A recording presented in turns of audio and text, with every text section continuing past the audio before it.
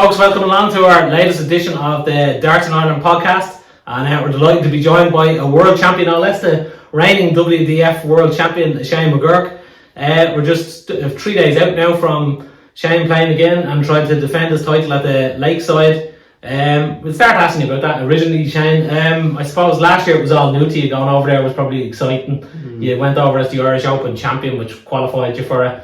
And then obviously you went on and won it, but it was all a new experience. Does it feel like it's going to be a little bit different this year, going back as the champion? Yeah, it does. It feels different. Like it's going to be completely different now. You're expected to do something this year. Well, in my own head, I always expect myself to do something in any competition I go to, where it's local league, where it's Irish rankings, where it's overseas, anywhere like that. I always expect myself to do well. So yeah, I'm going to go in and just, first of all, I'll probably take it all in when I walk into the venue, because it's the last time I was in there, I was standing there as a winner. So this time I'm going to be in there in the first round again. So it's a bit different, but I'm going to walk in there with a bit of confidence. Yeah, you mentioned in there like about the whole environment, and obviously Lakeside is historic and there's big crowds there. You know, players over the years, I suppose that would have been the first time you played at like such a big venue and such a big crowd. And but you seem to take to it naturally. You seem to enjoy playing on the stage in front of a big crowd, from what I can gather, anyway. Yeah, I enjoy it. I just the bigger the better. You know, like that's what everyone wants to do. They want to play their darts on a global scale. They want to play in front of big crowds, do big things, and hit big shots and big moments. And that's kind of what I want to do. Like I watch the guys on TV doing it all the time, and I was like, I could be there too, because I believe that I'm just as good, or I'm going to get as good as them. So yeah, it's always in my head that I need to perform when I get on these chances and these stages. I just kind of just relax myself and just do what I do, and I know I have the game in me to do it. Yeah, and obviously it must be life changing in a way. I remember you telling me, like, literally, I think the same night you won, you were already getting text messages inviting you to Australia, which you did. You went and did a tour of Australia with the World Trophy and stuff like that. It must have been a bit of a whirlwind year. Has it changed it in any way? Yeah, it's been a good year. It's been probably the best starting year of my life up to date. You know, like it's like to get the offer to go to Australia was pretty incredible. Like I've never been over there. I was always planning to go over, whether it was for a couple of weeks, couple of months or something in my life. It was on the bucket list to go over, and to be just invited over to go and do what I love doing, is playing darts. Like to go over and play darts in all over Australia was an incredible experience, and I got to meet so many good people. And like the darting community, no matter where you go, they're always so friendly. They're always very welcoming, and it just shows, like when you go from one side of the world to the other side of the world, that doesn't change. So like darts in general is in a good spot, where everyone's just so friendly, and like everyone just gets on, and just it's its own community, and it's great to see it. Like so, like to get that there, and then probably this year, I think it was the first year that I won my first Modus week, I think it was as well, on the back of winning the world. So I went in there a bit nervous, because people were expecting me to go in and win the week Modus. I think I started off a bit rough, and then I was like, you can do this. And next thing I ended up winning that week, and then the next time I come over I won the following week as well. So like my darts has improved in many levels, I suppose, with confidence, and in this game confidence is massive. Yeah, you've almost answered my next question. I was going to ask you, do you feel you are a better player now this year than you were a year ago, given the experience of having to go to every tournament you're at, or here's a world champion, so the pressure's on you to perform? Do you feel you have improved in some ways? Yeah, I feel like I've improved, but I also feel like people do play their best game against me, because they know they have to step it up as well, because of the title, because of just the name itself. Like, and I enjoy it. I enjoy all the challenges. Like, you want to play against the best, you have to beat the best. You know, like it's simple as that. Like you just need to win every game, and you want to play your best.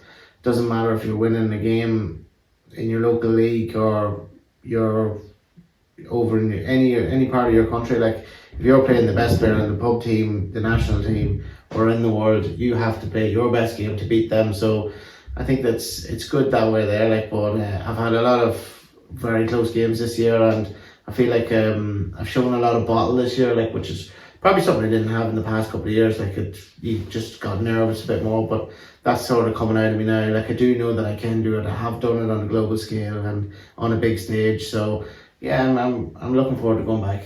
Yeah. If we take you back a bit, you've been playing darts since you were quite young, I think, in Monaghan, yeah? You were playing, even like as a young lad, you would have been playing against the men's, senior men's, and playing on Monaghan County teams and that.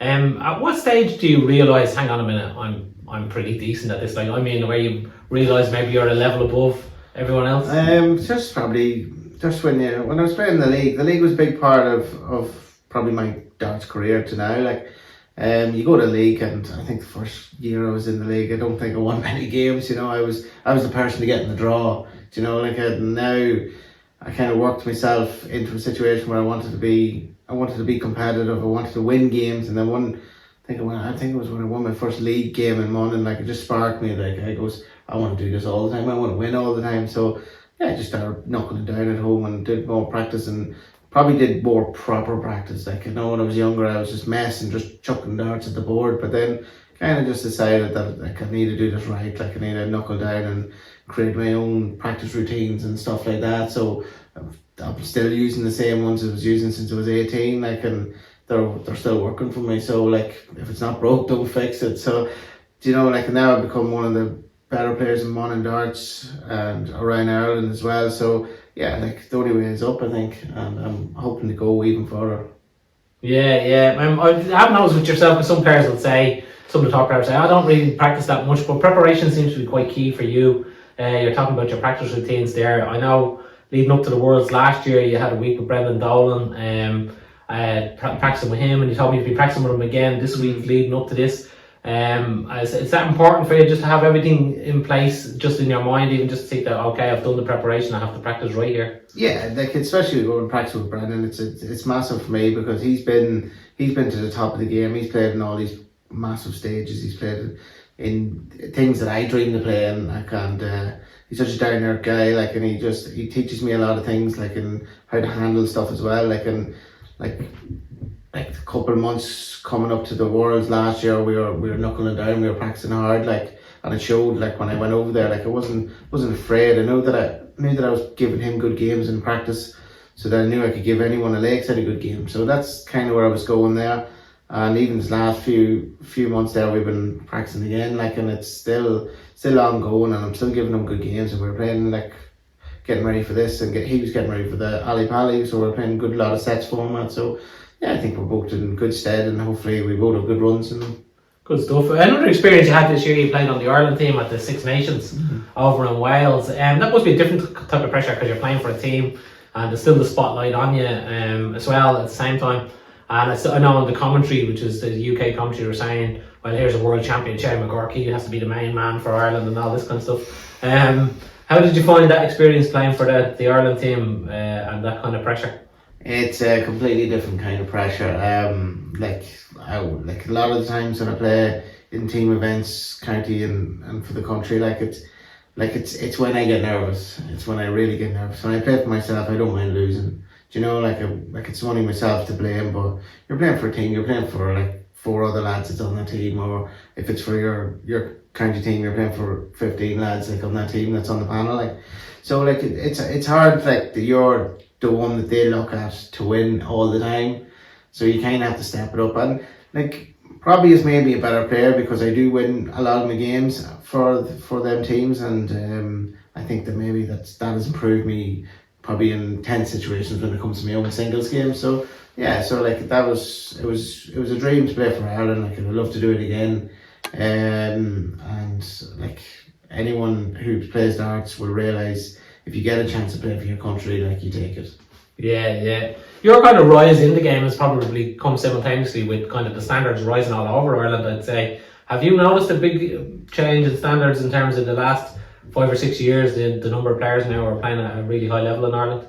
Yeah, you can see it from, like, you have to look at the youth system that, like, everyone has in place now. Like, the youths now are smashing in high averages in their games, like, and stuff like that, and then they're wanting to play in the men's more than playing in the youths. Like, they're hungry to play against some of the men's and playing in all these big massive competitions, but there's more numbers in it, so they're not afraid. Like, that's the big thing you see now. Like, all the youths, they're not afraid to play. They're not afraid of anyone. Like, they go in and there's no fear, and when you have no fear, you are dangerous. Like, so that you can see it from there. And then even when you're looking at the men's game, we're all improving and we're all pushing each other on. So you're always going to see improvements there. Like from like you're talking your top 50 players in the country, like we're all fighting for places on the national team, just for ranking events, wins, and just probably some certain few would be going for bragging rights and as well. Like so, we all push each other on, and it's good, healthy, friendly competition. Like so, it's good to see like we're all pushing each other on, and I think Irish darts is in a really good place at the moment. So I think in a good few years we're going to see a lot more Irish talent coming through, and I know for a fact that I won't be the first world champion. There'll be many more after me. Yeah, it's interesting. You mentioned obviously the youths now. That's really after exploding, isn't it? And every county seems to have a kind of a youth setup now as well. And as you mentioned, it seems like probably every county's going to end up with 3 or 4 top class players because of this. Yeah, it's definitely, you can see it like no matter where you go around Ireland and anywhere, like you can see these young lads that's playing from 16 years of age, 15 years of age on up, and they're dedicated to the game, and they're putting in more hours than the men do and the women do. Like so, they're showing that they are committed to the game, dedicated to the game. They show they have the love for the game. So, like it's easily to see why they are putting in the bigger averages, bigger performances, clutch finishes, whatever it is. Like, and they're winning again. The men, like people are surprised when they hear that some 15, 16, 17-year-old is beating someone who's been playing darts for 40 years. But overall, they put more time into it. So at the same time, like, should you be surprised like they're winning? I don't think so. Yeah. They also seem to not really have a care in the world as well. All they have to think about is darts. Yeah. Whereas adults maybe have a few extra cares in their head, in the back of their mind when they're playing. Another thing you've kind of said consistently to me, it was really your big goal obviously is to try and get on the PDC Tour card. The thing about darts is sometimes you have to deal with disappointment as well. You've come almightily close several times to get the card. Was it 50 quid one time on the development tour? Yeah. You've missed out by to win your card. That would have been a few years ago. And then you've missed out by a point or two the odd time at Q School as well. How do you get over those disappointments and just keep pushing yourself on? Like, yeah, you just realise like yourself, like I went starting, as you said, it was 50 quid on the development tour a good couple of years ago. Like, and yeah, it bugged me. Like, it was a hard one to take, that one, because it was for a lot more than that. It was for spotting Ali Pally and everything as well. Like, you know, that would have been a massive breakthrough in my career. And look, the way you look at it then after it, it's like it just wasn't your time. You know, like it wasn't for you. Like, so I don't try to dwell on it too much. Like, but yeah, then a couple of years later at Q School, like I was playing very well. I hit a $9 at Q School, and then I went on to, I think I missed $1 at tops for my card. Like when I worked out, it was $1 at tops that missed out for my card. So yeah, you know, they hurt, but they also make you a better player. I think like you're going in then after that, and you're probably a bit angry that you didn't get to where you wanted to be, and you know, it probably pushes the fear, the nerves aside, I suppose, in the game, and you kind of just want to go in and just smash everyone that you play next. So like it does make you dangerous too, so you have to take that on board as well. So but I've learned to deal with, like, you do lose more than you win, so you just kind of have to take that on the chin and go on to the next one, because once it's over, you can't do anything about it. Yeah, I suppose the interesting thing about darts nowadays is the opportunity outside of, maybe a couple of years ago, it really was only the PDC Tour card and not much else, but now there's the Modus. Obviously there's always been the WDF there, with you becoming a world champion there. So there is still huge opportunities, I suppose, for people who don't have a card, isn't there? Like to still do amazing things in the game. Yeah, there is. Like you have the Motor Super Series. It's massive. Like it's been a massive help in my career. Like I can't thank them enough for inviting me every series to go and play. Like they run a tight ship there. Like you bring on 12 players every week in, week out. That's a big commitment for them to make, and to put on the show of darts and have a crowd in on a Saturday night. It's good to see it, like, and they're getting their reputation. I think it's going higher and higher every year, so they're going to have big things in the future. I'd say, like, it's not just going to stop where they are now. And then you obviously have the ADC that's pushing through now as well.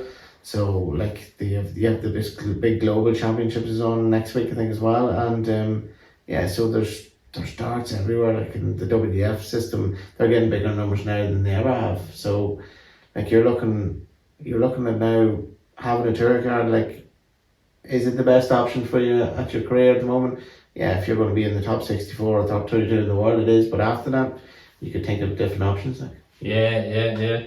And it's interesting actually. Just the very first interview we ever did on Darts in Ireland, the very first one was myself and yourself before the All Irelands a couple of years ago, and you had just won the Irish Open a couple of months before that, and then you just missed out on getting your tour card again. And this as well. The good thing about missing the tour card at the time, one of the few predictions I probably got right is you're going to do something special at Lakeside. Did you believe you could do something special at Lakeside last year? Did you go in thinking? Because I know you usually say, well, the first round's the most important. Get past that and take it from there. Yeah, it has. Like I've said it many times, and my flight was booked home for the Sunday when I went over. You know, like it was booked home, and I got on that flight even though I won, and I went home and I went back to work Monday, Tuesday last year, and went back over. I had to go back home from the wedding to get the time off to go over.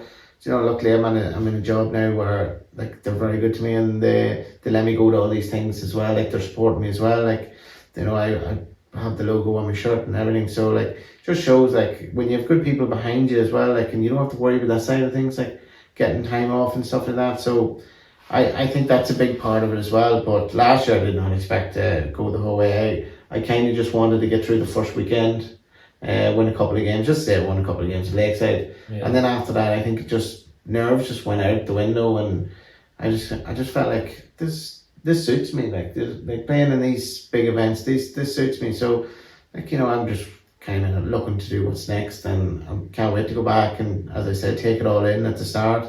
But as soon as I take it in, be in the venue, just remember what happened 12 months ago. After that, back to work. You know, you have to knuckle down because you have a game on that night. So yeah, I'm looking forward to it.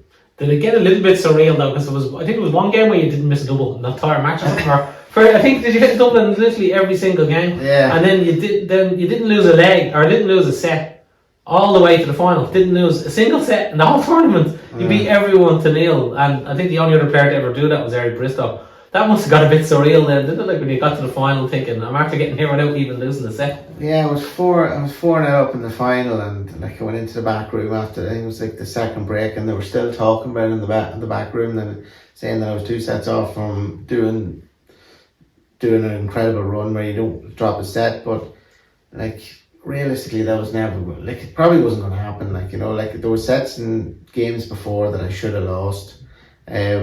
So like I know it looks fancy and it looks well on the scorecards, but realistically I probably should have lost more sets on the run to the final. Probably would have been better off if I did lose some, because it would have kept me in more competitive edge. Because when I did start losing sets in the final, like it was a bit hard to get over, because it's hard to lose a set because you never lost one at the, you know, like it's a different feeling, like, and then you have to come back in stronger. But you know, I had the lead, and then I got 5-3 up or whatever it was, and I went into the back room in the last break, which turned out to be the last break, and I just sat down and talked to myself, and I just basically says, come on, let's go. And then Amy was beside me, and she says the same, like, she goes, you're flying here, like, you just need to take it home. And she says to me, go in, win the last set 3-0 and just get it over and done with. And luckily enough, I think I started off with a wee 2-2 or something it was, and just kind of started off, and that 2-2 was massive in that set, so that led to me winning it. Yeah.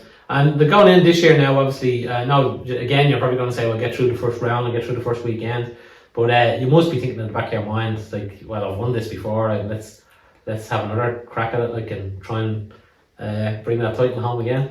Yeah, like as I say, it's like you don't enter something not to win it. Like, no one does. Like, there's every person that's going to be in that room, whether it's in the men's, the boys, the girls, the women's, any person in there, they all think they're going to win. Do you know, like, you don't come the whole way over. Like, there's guys coming over there from Australia and like all over the world, like, and they're coming out. They're not coming over there to make numbers. They're coming over there to win, like, and they deserve to be there because they've come through the rankings and they come through the whole ranking system and everything. So that everyone believes that they should be there, and everyone believes they can win. That's the thing with darts throwers. We all believe that we can beat everyone, and whether we do or not, it happens.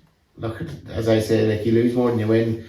But like, for me, like, it's getting over that first weekend. Have 2 games in the first weekend. Hopefully, if I can get over that first weekend, I believe that I can have a good run in it. Yeah. The other interesting thing this year for Lakeside as well is you have your Ireland teammate from the Six Nations, Stephen Rosny. He was the Ireland captain. He's had an incredible, consistent year, finishing Ireland #1, and he's up around #2 again. And then he managed to get through the qualifiers in Budapest. So it'd be great to have another Irish player there. And then there's young Rebecca Allen is doing amazing things in the girls' game as well, winning the World Masters and the World Open. And she's also qualified for Lakeside. So 3 Irish this year. It does kind of indicate where Irish darts is going, doesn't it? Yeah, it does, and it's good for me to have the backup this year because it's hard. Like you're in the room, and like most of there's a lot of Dutch guys there, and there's a lot of English guys there in the room at the one time. Like, and then I was just there on my own. Like, even though I get on well with these guys, but you kind of just want to be around people from home as well. Like, and it's great that I had good support that came over with me, and they were always in the room with me. So I did have the support there, but like, having like the likes of Stephen in the men's competition is gonna be good fun, I think. Like, and like hopefully we book 3 or 1st round games, and then we can start probably the banter between us to see when we're going to play each other and just have the crack about it. And I think it'll relax the two of us, and like we get on really well, and I think that it's going to push us on even better if we can get through our opening games. And I've no doubt that Rebecca can go on and win the girls because she's playing fantastic darts, and like you hear people talking about they do fear her in that game. Like, so yeah, I think that she seems to play even better in the bigger games. I think so. Like, she's gonna do well there, and I think that I think the Lakeside venue will suit her as well because it's an enclosed environment, and it will suit a lot of people. Like, so I think it will suit her as well in that, and I have no doubt that she'll go on and win that. Brilliant. Listen, thanks very much for talking to us there, Shane, and best luck at the World Championships on again this weekend. His first game on Friday night at Lakeside. And just before we finish, as a guest on the show, you get one of these brilliant Darts in Ireland bespoke shirts from PlayerFit. You can check them out at playerfit.com. Do loads of great dart shirts and other sports paraphernalia as well. So that's yours, Shane. Thank you very much. Hopefully you get some wear of it. I will do. And that to do us. Thanks very much.